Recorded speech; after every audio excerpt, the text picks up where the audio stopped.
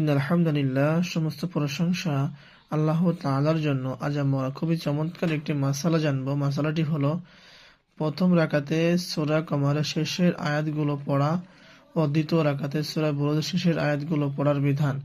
প্রশ্ন: জনৈক ইমাম সাহেব ঈশার নামাজে প্রথম রাকাতে সূরা কমার শেষের আয়াতগুলো পড়েছেন এবং দ্বিতীয় রাকাতে সূরা বুরুজের শেষের আয়াতগুলো পড়েছেন, এভাবে উভয় রাকাতে আলাদা আলাদা দুই সূরার শেষ অংশ তেলাওয়াত করার নামাজে কোনো ক্ষতি হয়েছে কিনা?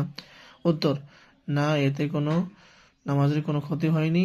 তবে এমনটি না করা উত্তম, কারণ নামাজে ধারাবাহিকভাবে কোরআন তেলাওয়াত করা সুন্নাত। তথ্যসূত্র দেখেন, এগুলো দলিল দেওয়ার ভিতরে এখানে আপনার নাম দেওয়া আছে: ফতোয়া হিন্দিয়া বাইরুত 1 নম্বর খণ্ড 136, মুহতার 1 নম্বর খণ্ড 546, ফতোয়া এ গাজী খান 1 নম্বর খণ্ড 101, ফতোয়া তারখানিয়া